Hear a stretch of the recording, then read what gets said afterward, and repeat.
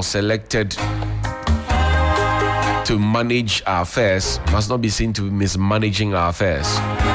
Because if our work is managed well and our affairs is managed well, we're going to make money, certainly. And once we make money, the distribution of the money will go around for everybody to enjoy.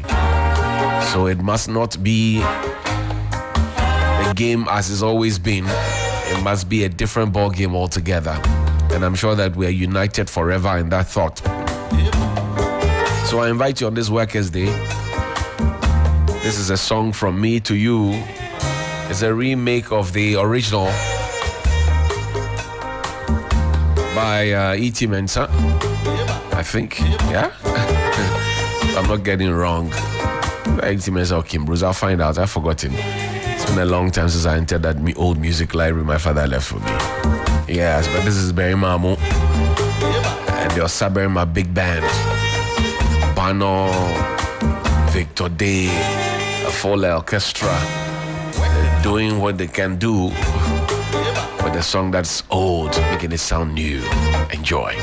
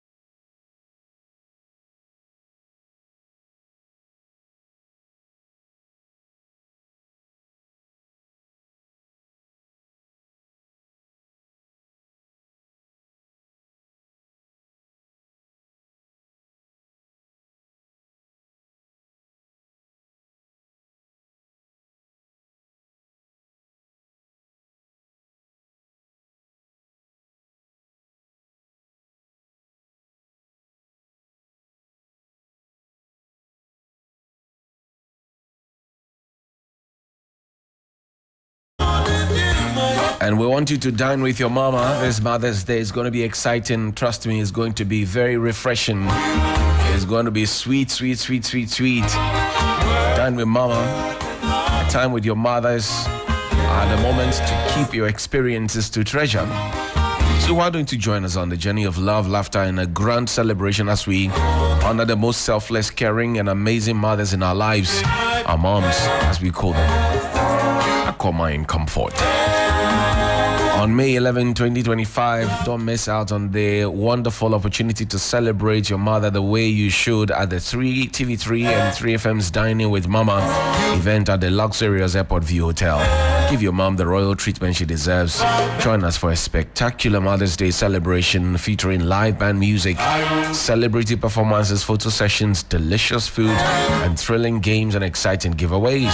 TV3 and 3FM's Dining with Mama this Mother's Day on the 11th of May 2025, 10 a.m. sharp at the Airport View Hotel. Don't miss out. For tickets and reservations, you know what number to call, but if you're forgetting, and I'm sure you may be trying to forget, let me remind you, please. 024 7120633. That's 024 7120633 and 053 1100927. 053 1100927 and 053 2200927. Call that number right now. Any of the three will be fit for purpose. We're Dining with Mama celebrates your mom like royalty. Powered by TV3 and 3FM 92.7, your urban lifestyle radio. It's going to be one night, one stage, one of the nation's biggest heartbeats. All the stars in Ghana aligned to celebrate the biggest night in Ghanaian music. It's the 26th Telecel Ghana Music Awards. Say yay. Get ready for electrifying performances, jaw-dropping fashion, incredible dance moves, and all the drama that makes the TGMAs, the Ghana's music's biggest festival and the celebration. It makes it take. Check this out. Over 14 top music stars performing live. Can you beat that? Over 14 top music stars performing live, 30 celebrity presenters, and hundreds of your favorite superstars lighting up the massive red carpet. But here's the big question. Who takes home the Artist of the Year? Be there to witness the moment Saturday, the 10th of May at the Grand Arena, 7 p.m. sharp. Tickets are flying, 500 Ghana cedis and 700 Ghana cedis respectively at Charterhouse, or just dial star 713 star 33 star 00 hash. Quite a mouthful. Star 713 star 33 star 00 hash. That's star 713 star 33 star 00 hash for unlimited VVIP access. Also call 050 128 8520. That's 050 128 8520. Call that right now. The 26th Telecel Ghana Music Awards, produced by Charterhouse with support from the Guinness Ghana Limited, TV3, British Council, Close Up, KPMG, and our media partners. Proudly sponsored by Telecel, connecting all the energies that you can imagine. Telecel is the network to use.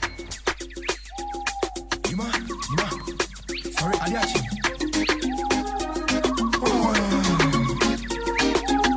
Daybreak again.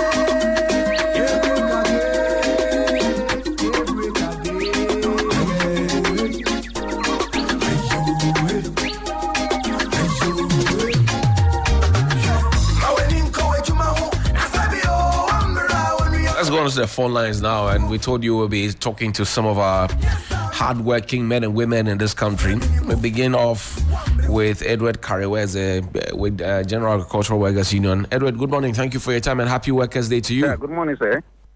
Good to have you on the line. Happy Workers' Day to you. Yeah, same to you, Johnny. Very hardworking person like you. Thank you, sir.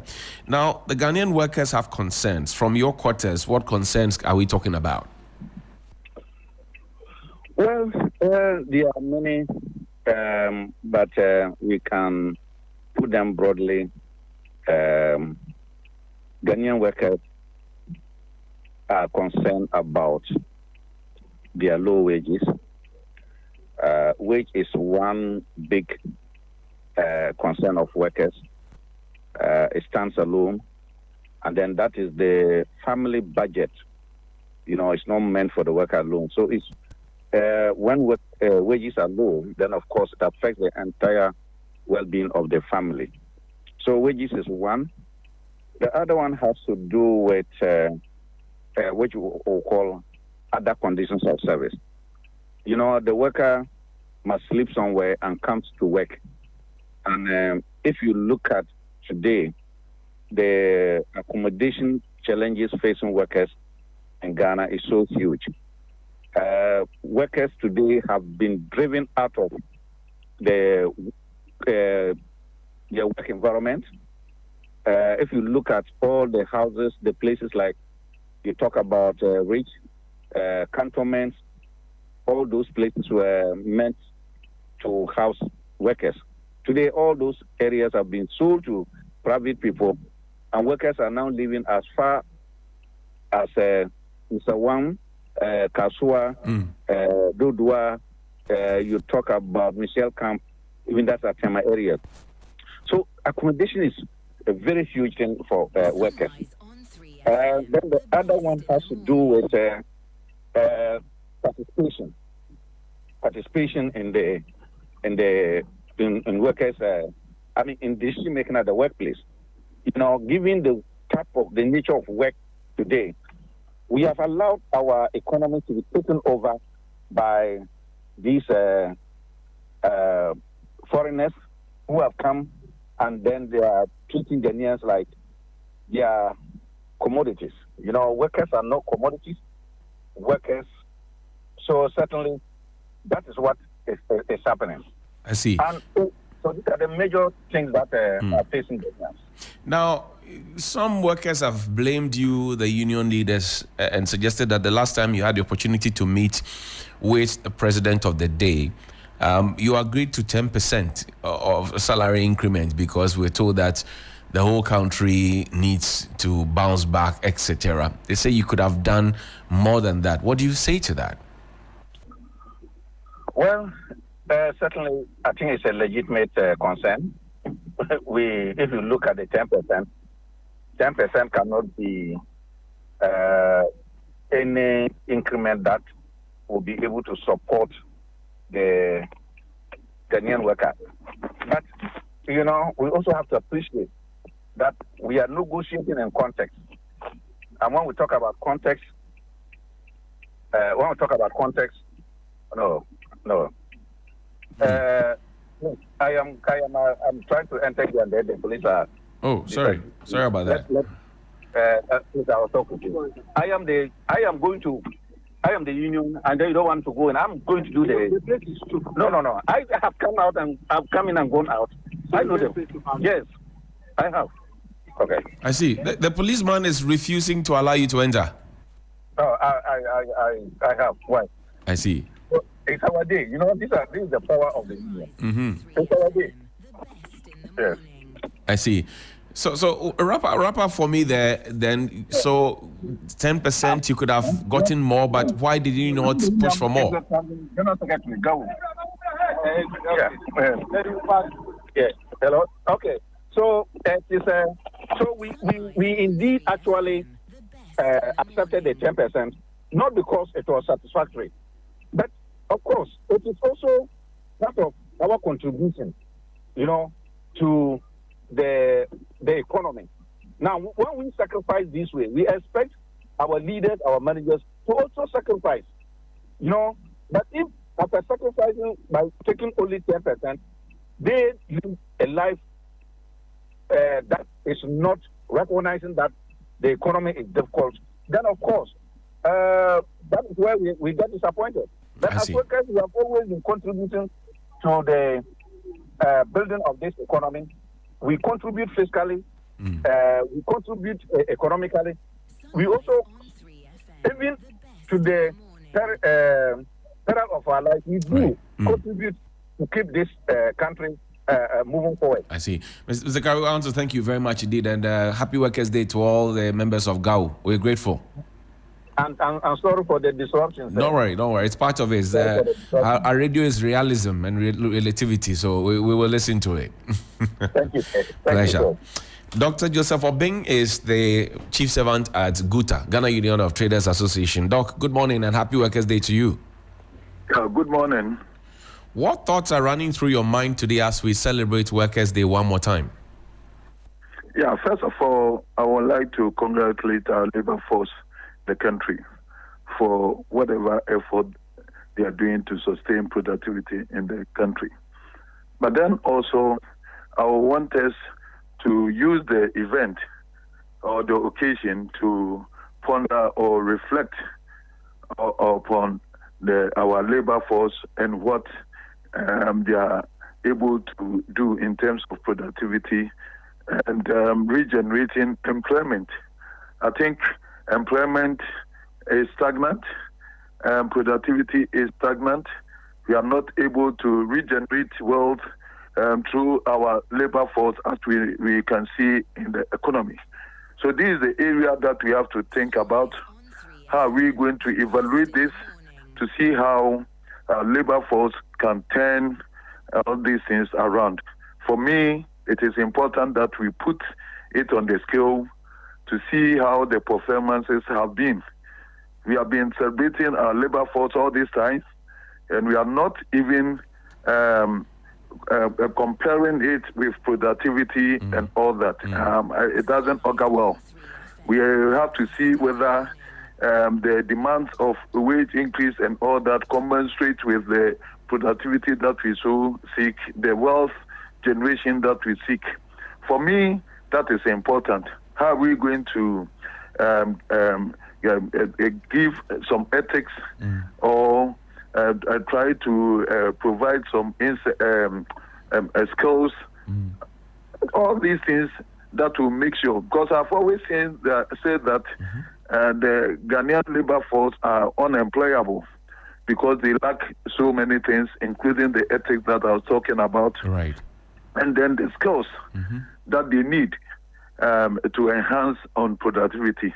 We have to think through, and so that we make the labor force very active in order to generate the wealth. Because we always talk about motivation, right, and that the incentives that we have to give them for them to work, and then they will seek increase in payment and all that.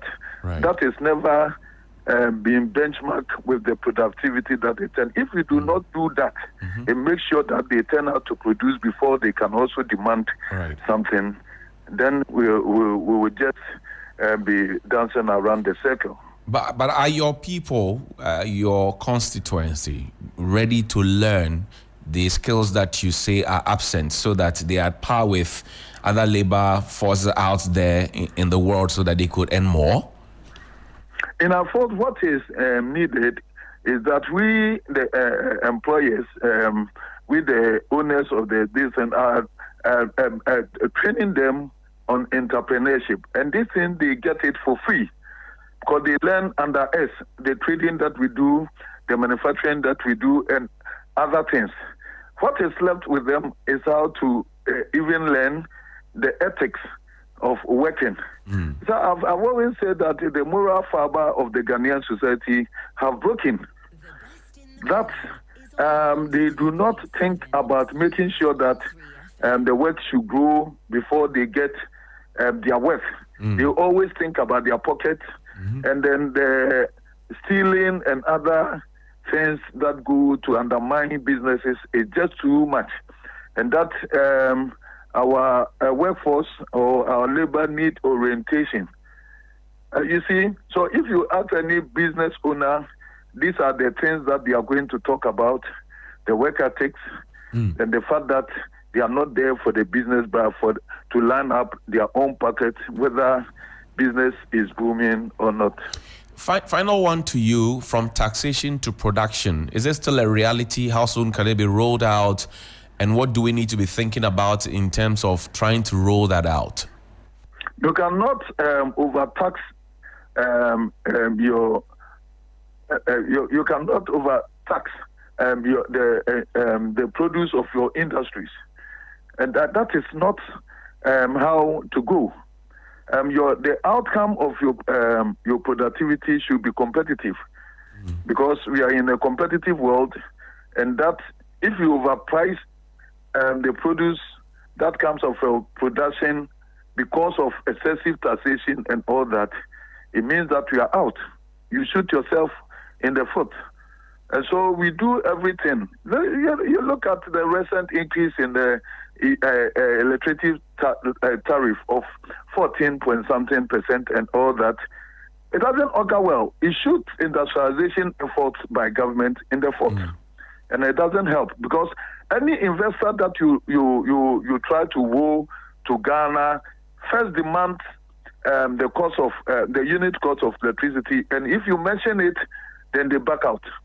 They shout sometimes, and wonder why industries can survive. When you talk about taxes, it's the same. The duties that you pay for your raw materials and all that. These all do not augur well, because at the end of the day, the outcome of your production will be overpriced, and you are not competitive to sell. And so, because we are not working, trading in isolation, we are trading with our neighbors. So let's think about even the Continental Free Trade Area. Right. How is Ghana benefiting? We are not benefiting much as against our peers somewhere in the Eastern, Southern, or the Northern Africa, because they are well competitive, and then it overshadows that of us. Right. Thank you so much indeed, Dr. Joseph Obeng of Guta. We're grateful. And one more time, Happy Workers' Day to you. From him, let's go now straight to Austin Gama. He's a labor consultant and an expert, and he's not new to this platform. Thank you very much, sir, for joining us. Good morning and Happy Workers' Day to you. Same to you, Johnny. Great. Uncle, the first two of our panelists that I spoke with, that's Mr. Edward Kariwe of GAU and Dr. Joseph Obeng, seem to agree on a number of issues in terms of low wages, accommodation problems for workers, 10% that, was increased by the government of the day. They also talk about the employable skills that are lacking and people stealing from businessmen, and then also the high levels of taxes and the issues that will go into the production. Can we ever get out of these matters and start focusing on what will give us the productivity that we're looking for to sustain our businesses? Yeah, thank you, and congratulations to all working people, both employers and workers at any level. Tons of congratulations. I am trusting that next year by this time when we are speaking, it will be a different story altogether. Now, it appears to me we have a certain tradition in Ghana that we are not moving away from. We focus on yesterday too much.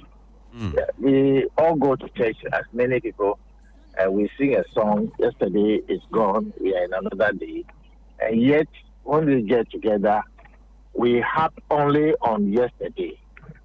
You see, I was sharing with a friend of mine who is a lecturer at Cape Coast University a few years ago, that I think that we have to change our teaching methodology.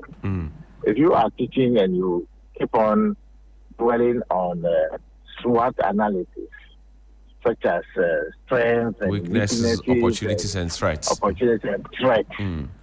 The weakness and threat, I can't marry it. We are living in a world of rapidly changing technologies, and therefore we have to reset our mind also about how we can change our ways of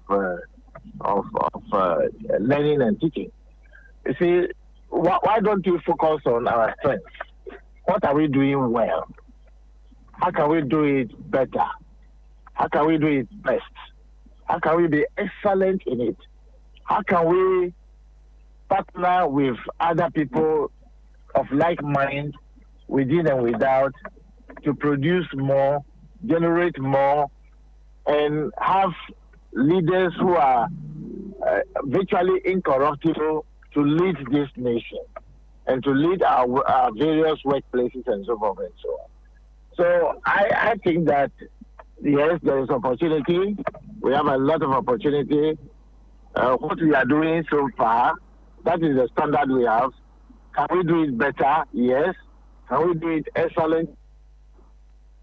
can grow as a nation and as working people. So we can, once we produce more, it means there is more income to go around. We can expand our businesses to employ more. We can earn more and good pension. I mean, that's the whole thing. But where do we begin from? You have mentioned the classroom, the SWOT analysis, and how we need to change the methodology, pedagogy of teaching.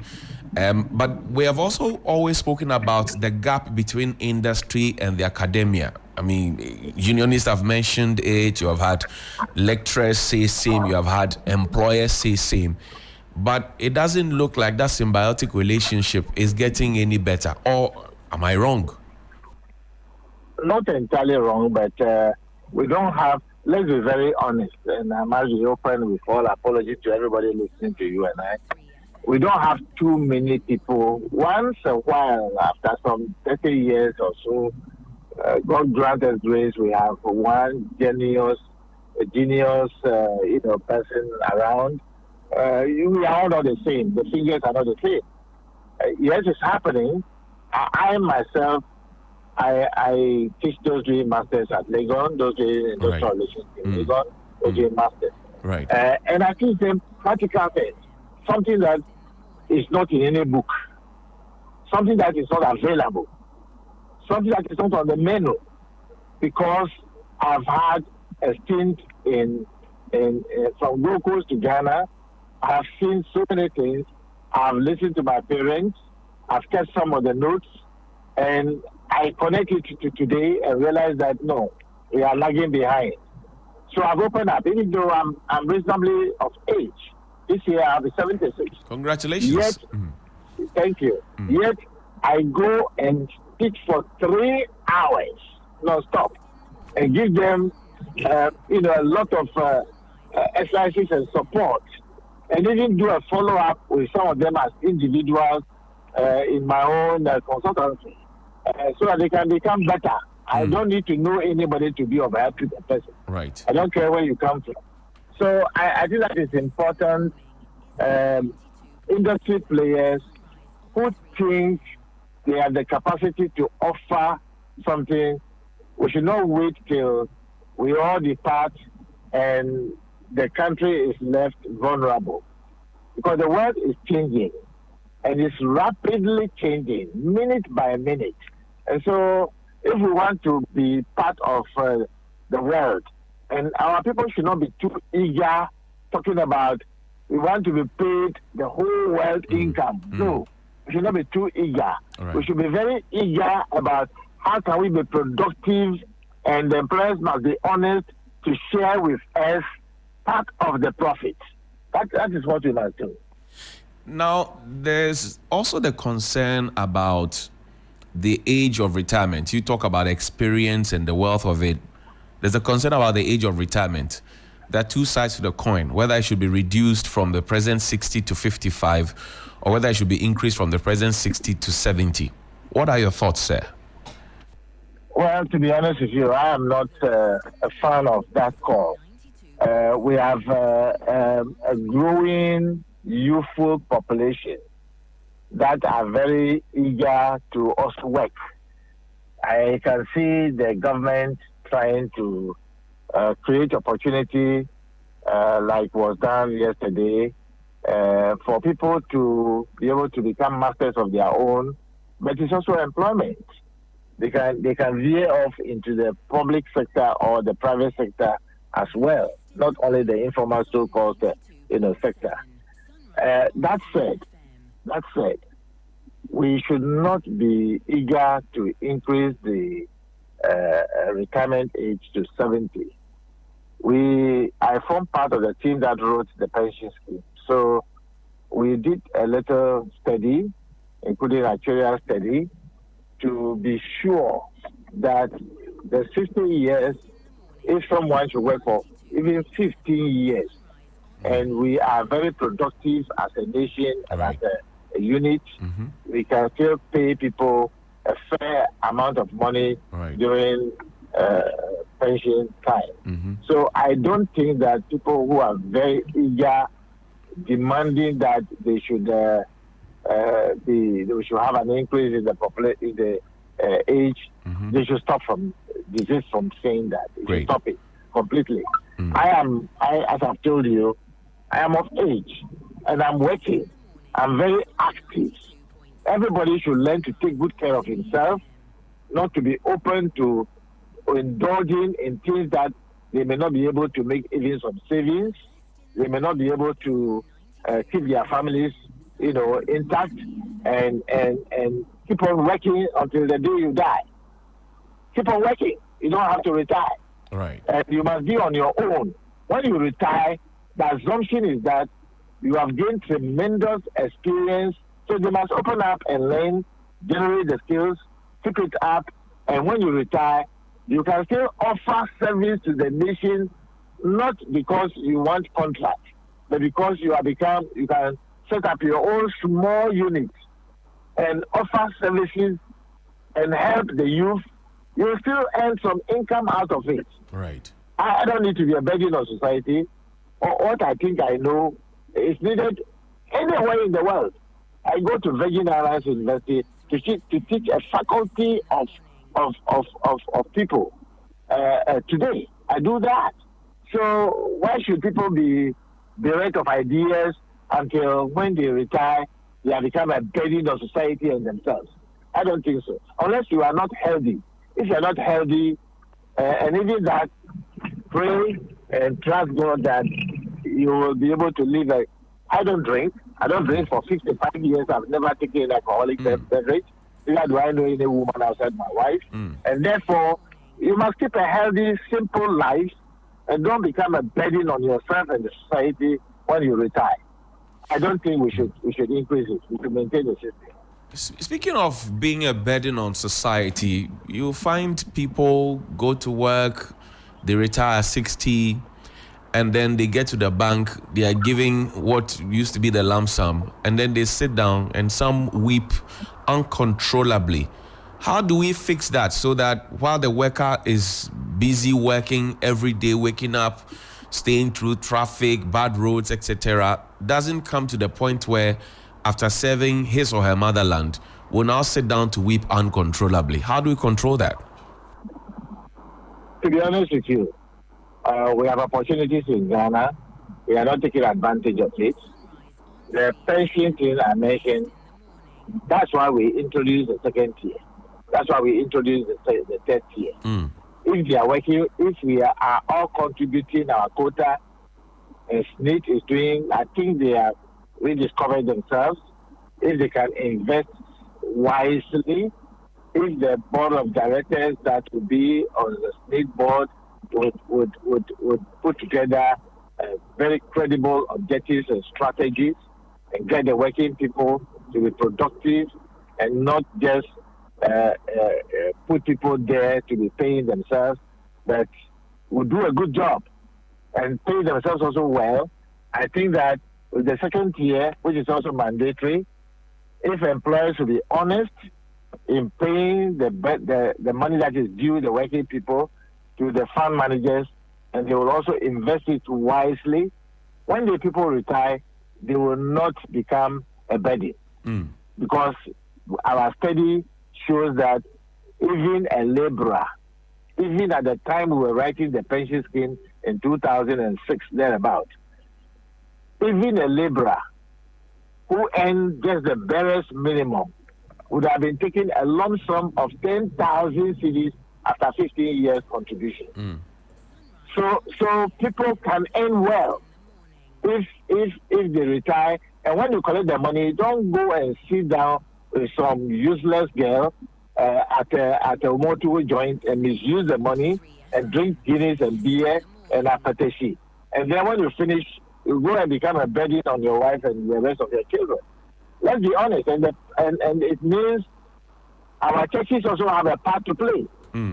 They must teach people in the church how to be morally upright, spiritually strong, emotionally intelligent enough and matured to be a responsible person when you come on retirement, and not just looking up to government to provide you everything.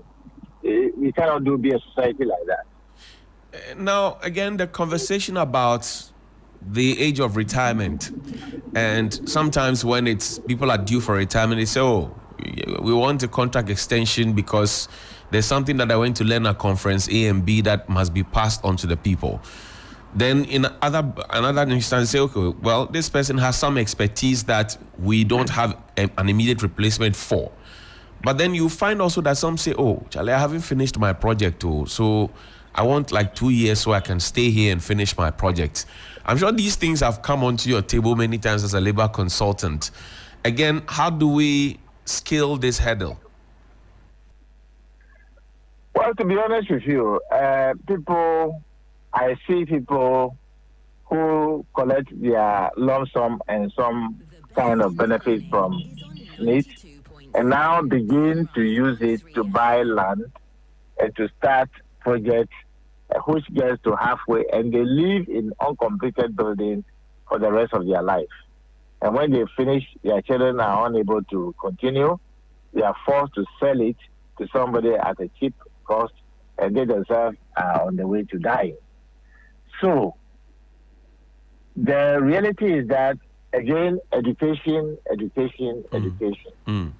We must train our people now. I am invited often to prepare people for retirement. But employers should not wait when people are 6 months to retirement before they start preparing them.